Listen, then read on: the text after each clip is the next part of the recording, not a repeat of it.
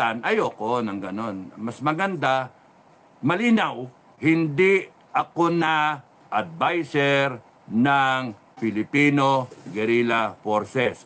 Hindi na ako supremo ng Filipino Guerrilla Forces. I am on leave. No? Gusto nyo, dagdagan ko pa. Hindi na ako member ng Filipino Guerrilla Forces. Gusto nyo umabot sa ganon? Oh. Well, papahingin nyo ako. Papahingin nyo ako. Ngayon, nung ako yung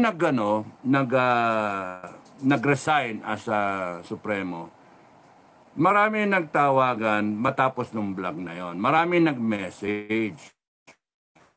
Sir, bakit naman iniwan mo kami, blah, blah. Pagka sa ganun, sir, magpo-form na lang kami, babaklas kami.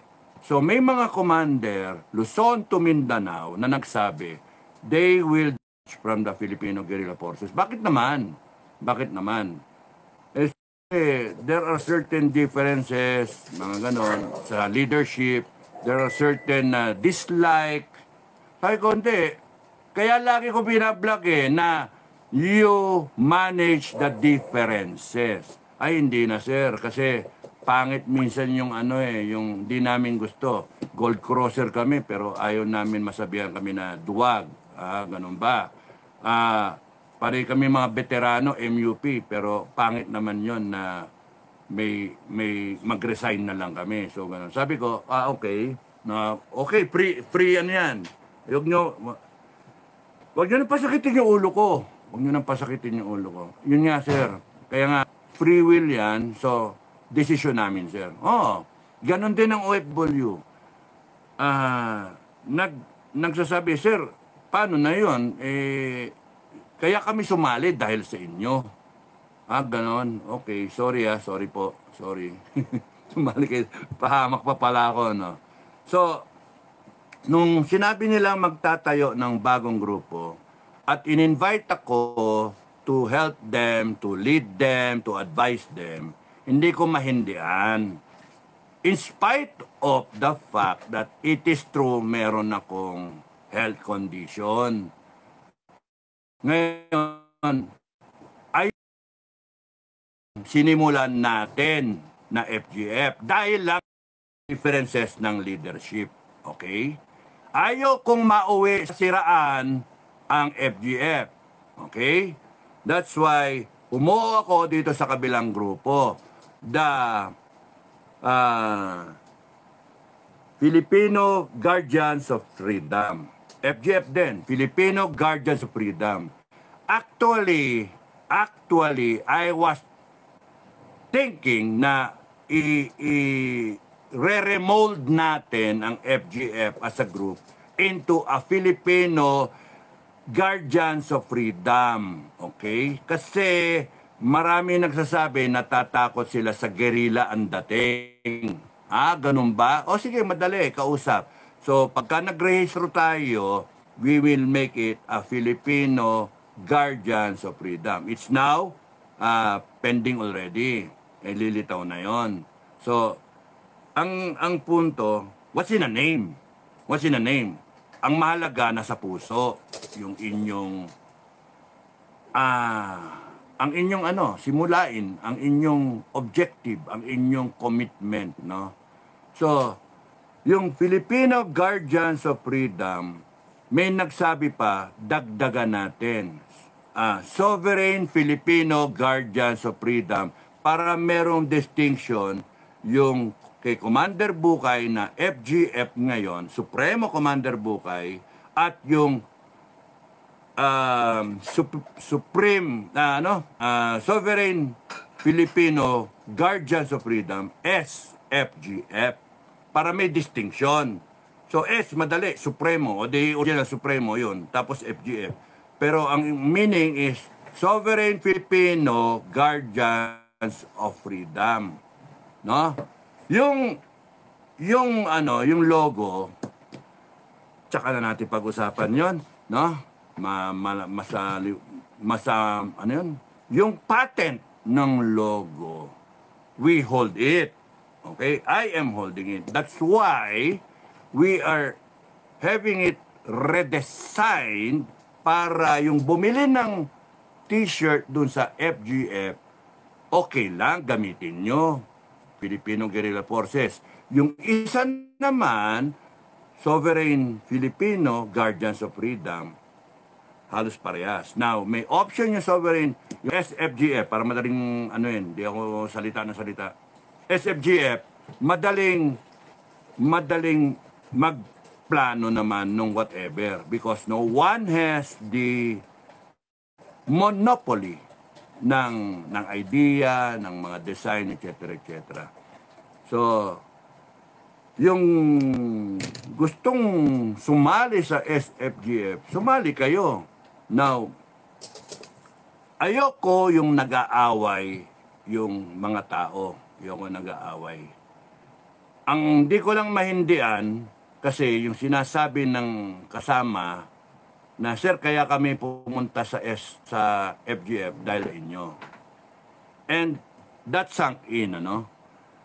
So, hindi ko mahindian na yung mga nagsasabi na nandyan sila dahil sa akin.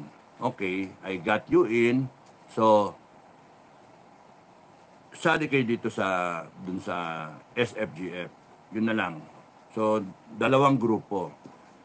Now, kahit dalawang grupo, ayaw kong magbangayan, ayaw kong magbakbakan kasi ang kalaban hindi isa't isa. Ang kalaban yung nag-iisa na nandoon sa bangag, no?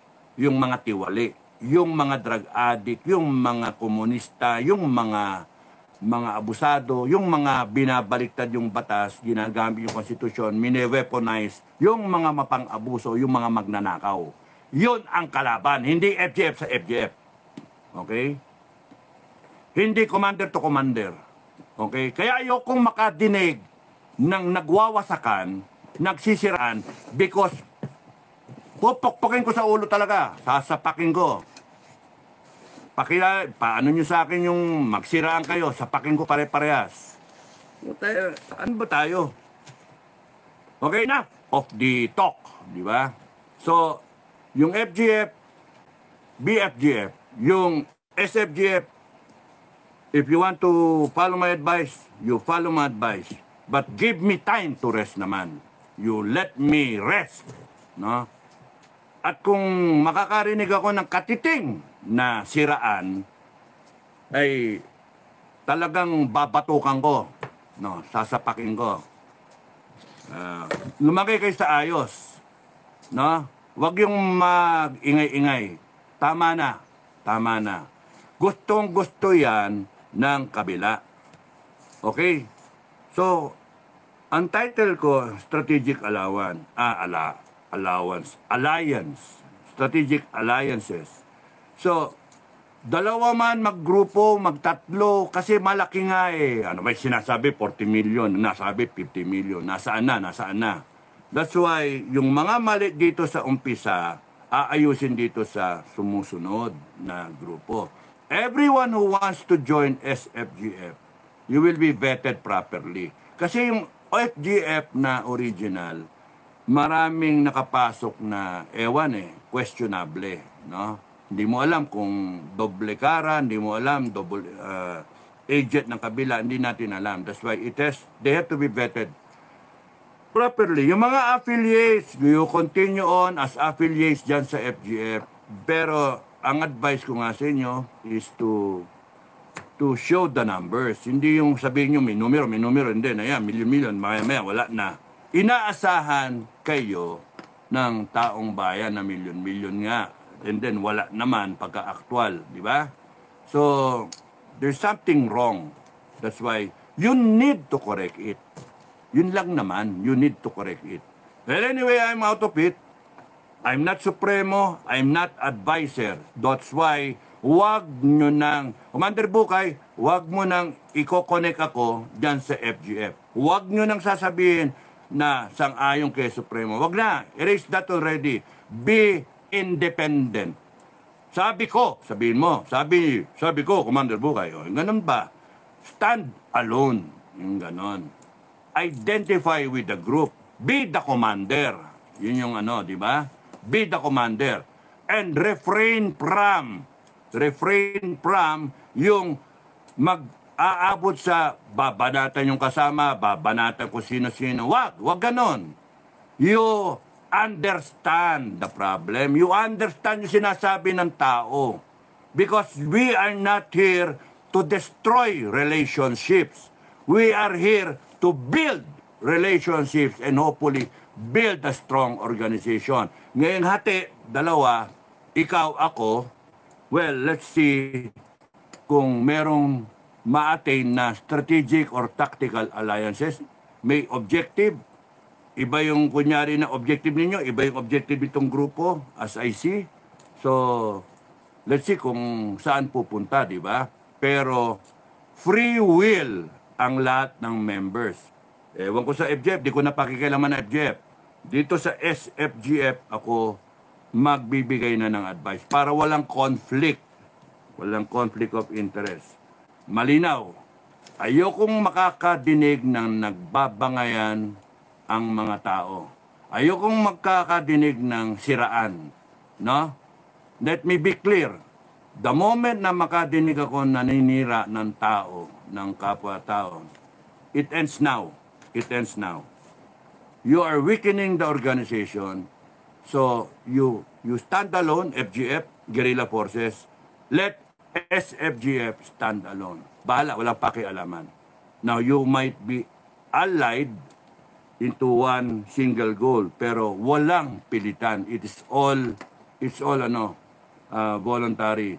I would like to thank FGF, Filipino Guerrilla Forces, sa all the commanders, all the OFWs, all the supporters, no? All the members who joined and trusted us. But I have to resign from the group because of truly na I have to. Now, ayoko yung mga nadidinig ko eh. That's why I have to break away as an advisor. Ayoko rin na advisor ako tapos hindi ko alam yung nangyayari. Ayoko rin yung may mga threat, no, na siraan-siraan. Ayoko yung nadidinig ko ng ganon. Pangit. We build relationships, not destroy relationships, no? Kaya makadinig pa ako ng ganon. Hinay-hinay, no? Hinay-hinay. Ako ang kakalabanin ninyo, wala ko inurungan. So, hinay-hinay. Huwag magdadala sa tapang. Ang gamitin yung utak, no? Hindi kaya nang magtapang-tapangan tayo. Now, FGF, maraming salamat sa inyo for giving me the chance to be the commander for a year. Maraming salamat sa tiwala ninyong lahat, lalo na yung mga OFW. Maraming salamat sa pag-adhere ninyo sa mga policies natin. At malaking karangalan yung naging pinuno ninyo. Babalik pa ba ako? Baka hindi na. Kasi delikadesa, nandito ako sa kabilang grupo, mahirap naman yun eh, no? Now, if you believe in me, you would listen to me, then nasa inyo yun, free will yun eh. Tapos dito sa bagong grupo na Sovereign Filipino Guardians of Freedom, let's do good, let's move forward, and let's build up, magparami tayo. Yung sa OFW na nasa inyo yun, ang sa akin si Kevin na nagsabi na you will follow yung SFGF, nasa inyo yun. You are still, I still look at you as the commander ng OFW International, pero dito sa SFGF. No, maliwanag ha. Yung mga susunod kay Kevin, this is about leadership. Yung susunod kay Kevin, sumunod kay Kevin, nasa inyo yon, is all voluntary. Hindi ito pera-pera. Yung sistema natin, isang pasok punta lahat kay Kevin, meron tayong sistema, ma-account lahat ng pera pumasok, kay 1 piso yan, kay 10 piso, 100, 1,000, 100 million, accounted yan. Now, eventually, it will be, dahil sa mag-incorporate na, meron na, we will have to put in 3 signatories dun sa bank account. Open it as Guardians of Freedom na bank account, not Dado Enrique, because ayaw ko nang may kwento-kwento sa pera, no? Ayoko nang ganon. Ayoko nang ganon because yung sistema natin all accounted for. Ayoko yung nadidinig ko na humihingi ng pera si Supremo. Ayokong ganong kwento. Never akong humihingi ng pera. Never ako sa vlog na nagsasabi, pingi pera. Ang lagi ko sinasabi, kung kayo balak ninyong mag-support, padala lang kay Kevin. May accounting every 5th of the month. Merong statement of account, binibigay ko kay Kevin. Pagka hindi ako nagbigay ng statement of account, tigil lahat ng pera. Tigil lahat. Sa ngayon, nakatigil lahat ang OFW. Walang pera na pumapasok. Okay? So, ayaw ko ng dire-diretso sa amin ni Bukay yung account namin, yung kanya-kanya, bigay-bigay. Mahirap i-account yon. May isang OFW, ang bawat OFW magpadala ng 1,000, pagka diniretso nyo sa akin, who would know na may nagpadala na 1,000 OFW, may 1 million ako, who would know? There will be no accounting. Kaya ang gusto ko, papasok lahat, centralized kay Kevin, and then lahat ng pumasok, may transaction number, in-screenshot, merong Luilier, may Cebuana, may MoneyGram, etc. ng Western Union, lahat ng bank transfer, lahat merong may record, and then it can be accounted. Magkano na pumasok per month? Because yung April, yung 5th of every month, binibigay ko kay Kevin yung amount na sa bangko. May tatali niya, oy, may nakawala, merong kulang, etc. At yung magkano yung na-withdraw, nandun din sa statement of account. Yung total na na-withdraw, magkano yung balanse, at kung magkano yung nagastos, may resibo na ibibigay si Commander Bukay. Wala kaming ninakaw dyan. Ha? Yung mga kwento-kwentong ninakaw, wala. Kaya nga, kung titignan niyo yung mga resibo na ginagawa ni Bukay, lahat ng resibo punta sa kanya, siya yung mag-account. Wala. So, tinatali. Kaya nga, kung titignan niyo yung sinasabi ni Bukay na mas marami pang pera na resibo kumpara sa perang pumasok, syempre, kasi pati yung kinikita ko sa YouTube, pumapasok eh. Pumapasok dyan.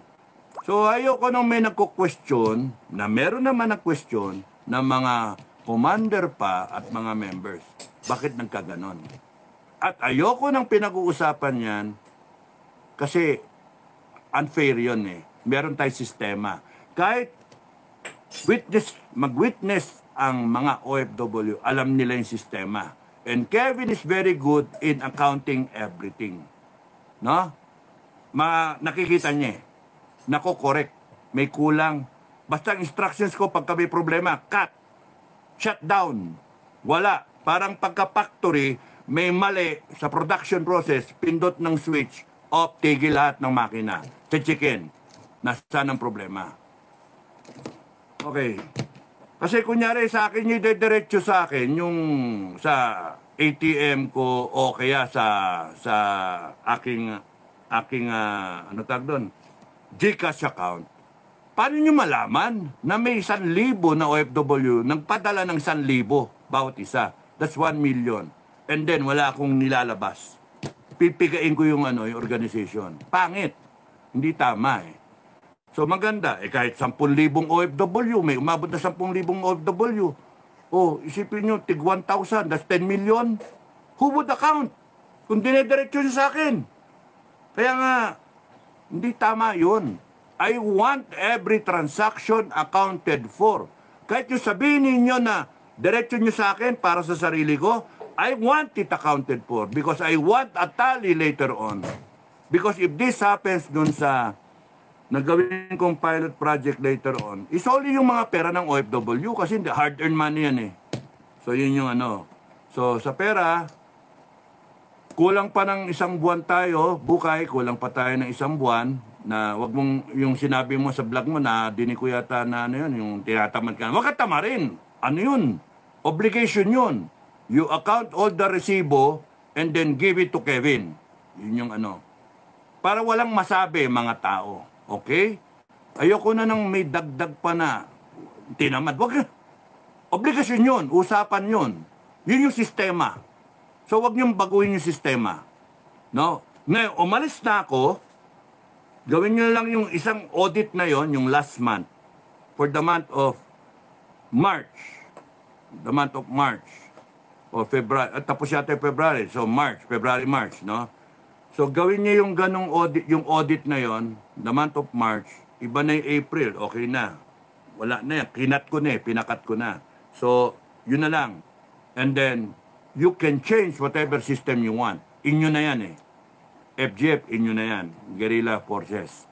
Ikaw na, Supremo. So, okay na, di ba? Well, itong bagong sistema, dito sa ano, nasa amin na yon, nasa kanila na yon. Sila na magano. I will present the system, then they know the system actually, then they can improve on it. So, dito sa SFGF, Kevin, you're still the ano tawag dito, international commander dito sa SFGF, and unless you are replaced by ng mga kasama mo. Kung ayaw sa'yo ng mga kasama mo, ayaw sa mukha mo, palitan ka nila. That's how it should be done. Ngayon, dito sa kabila, si Sepa, congratulations, ikaw yung coordinator ngayon, ikaw yung bago. I wish you luck, all the luck, no? Ano yun lang, do it properly, no? Yun yung ano ko. Okay. So yun yung ano, yun yung gusto kong sabihin. Dalawang grupo, dalawang commander, dalawang ano, tumatayo. Ako, advisor na muna ako. Kayo dyan sa SFGF, kayo na muna ano. I appreciate the trust and confidence that you're giving me. Hinay-hinay lang ako kasi ayokong mag-rally. Ayoko na muna mag-rally, kaya wag tayo mag-involve in rally. Yung kabila, okay lang, mag-rally kayo kung gusto nyo. Wala kami na dyan, hindi na kami. Wag nyong gamitin yung pangalan ko na kasama ako dyan sa rally. Wag niyong sabihin na, kasama si Supremong Dado. Wag. No? Kasi, as far as I'm concerned, I will not join a rally now hanggang matapos ang eleksyon. Okay? Because, too late na eh.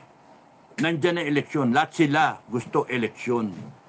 So, why will you rally and disrupt the elections?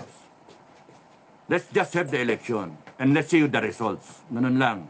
And let's see what the people will say. Ganun lang. Pero as far as we are concerned, ayaw namin. Yung focus is more on pangkabuhayan. Yes. Sorry, thank you.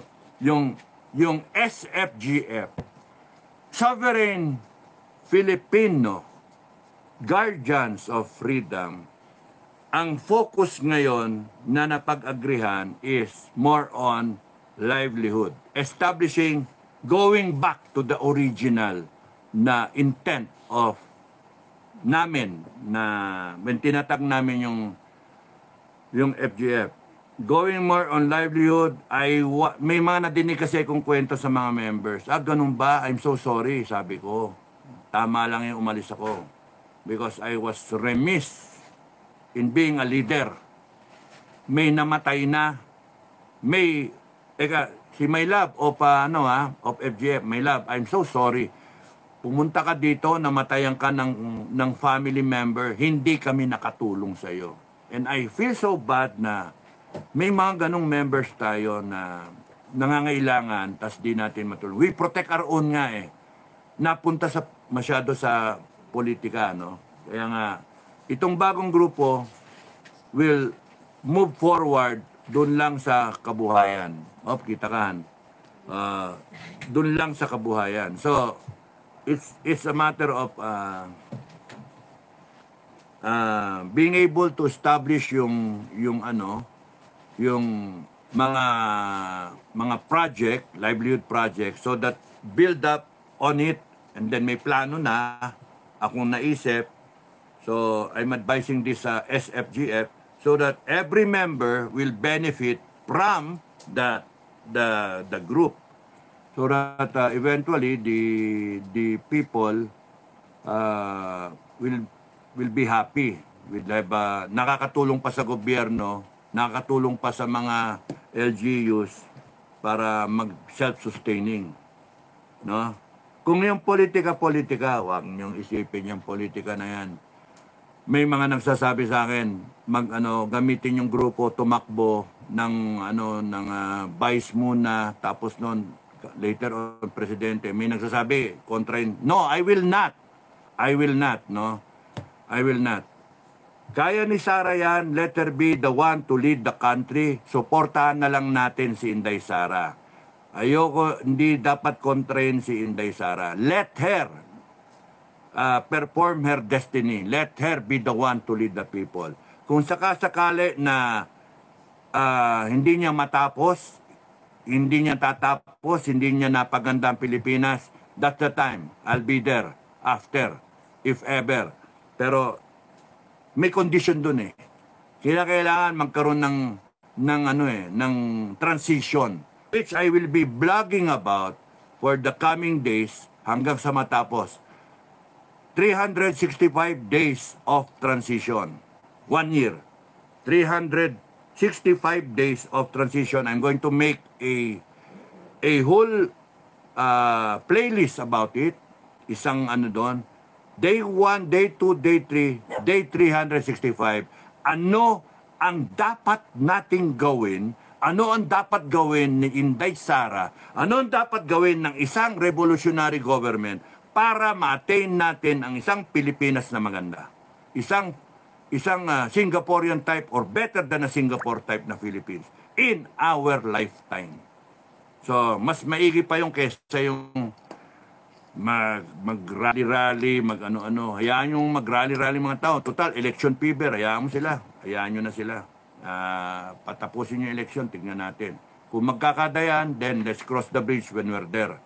As far as SFGF is concerned, ang advice ko lang sa inyo, ano lang kayo, observe, boto kayo ng maayos, and then let's move on, let's move forward, let's do the livelihood projects so that it will be more beneficial sa tao. Let's do it right. At hopefully, kung wag niyo akong kulutin na magpolitika kasi hindi ako tumatakbo ng politika. Hindi nga ako ng congressman, hindi ako ng senator. Wala. Ayokong ayokong magpolitika, ayokong mahawa sa mga yan. Ayokong mauwi sa ganyan. May mga nagko-convince sa akin.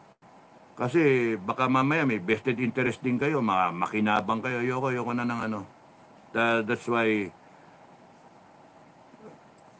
nakakainis yung ganyan eh. Sinasawsawan ng pinapangunahan ka eh. Ayoko ng gano'n na usapan. So, let it be.